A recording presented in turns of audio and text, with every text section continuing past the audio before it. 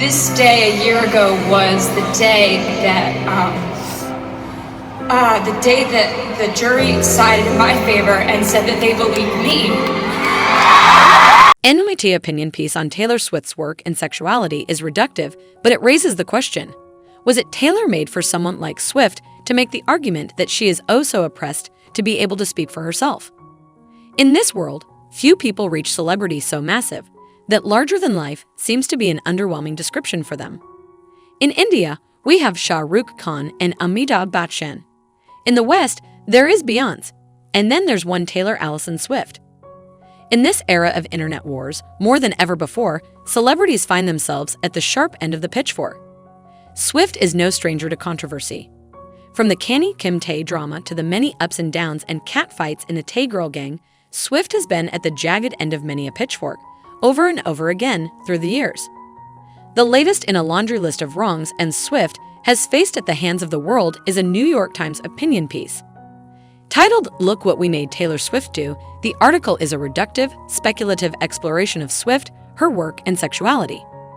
It has drawn widespread flack from Swift and Swifties alike. To be fair, this speculation around Swift's work being queer-coded is not new, not even in the TS camp. Remember the Lover and Folklore eras? The Gaylor factor was all over.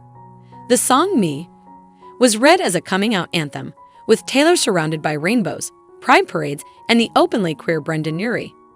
Folklore was giving cottagecore, a subculture queer and lesbian women often identify with.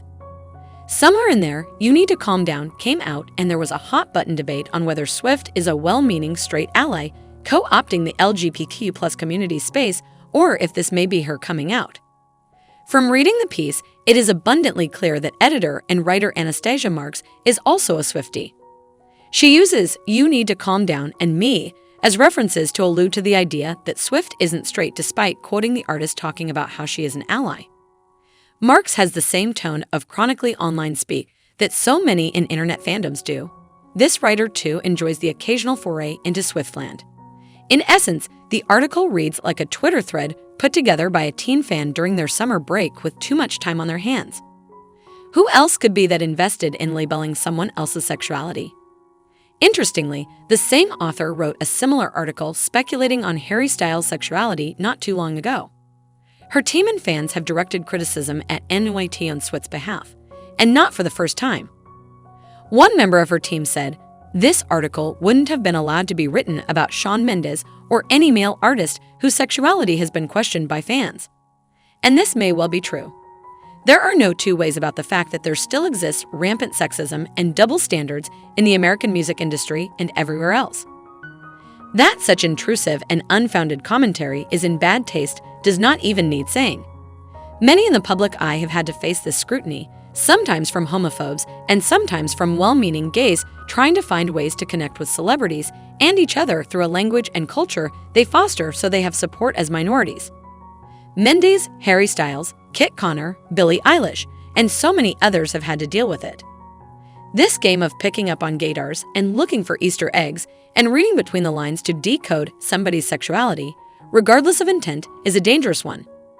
Is there any one way to be gay? It's true, no one can take girly pop stars away from their rabid teen and gay fan bases. But this isn't Swift's first rodeo. It beggars the question, how complicit is Swift in the making and remaking of her persona? Time and again, from when her career first took off, Swift seems to think and convince fans that she is uniquely discriminated against. Her fans, contemporaries, agents, managers, and the industry have all wronged her, and she has done nothing at all to deserve it. She postures herself as a virginal, a descriptor the NYT opinion piece uses, manic pixie dream girl who can do no wrong and to whom all injustices are meted out. At the same time, she actively encourages fans to read between the lines in her lyrics and albums. These Easter eggs she drops make for a big part of the PR that goes behind promoting each album and project she undertakes. Because in the Scooter Braun row, he purchased her masters, allegedly without her consent. She has now re-recorded and re-released 4 albums, Taylor's version, and went on a worldwide tour that has raked in millions for her. She claimed Braun bullied her. Braun has stated that Swift was aware of the purchases happening behind curtains before the deal was finalized. The Taylor-Kim Caney drama had a similar trajectory. Swift says no consent was taken before her name and reference was used by Kanye in a salacious song and music video. Swifties went ballistic on the internet, and Kim released evidence that Swift had consented.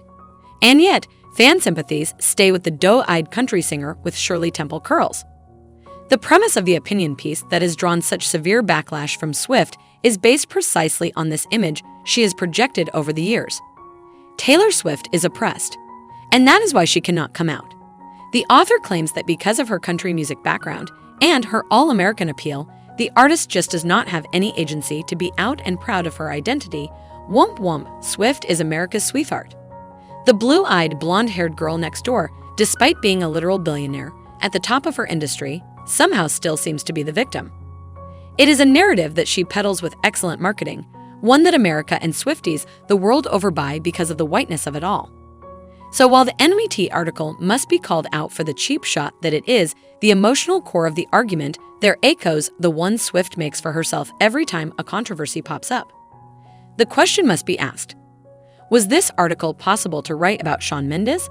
Or did it require someone like Swift, one who projects herself as a victim, to make the argument that she is oh so oppressed to be able to speak for herself?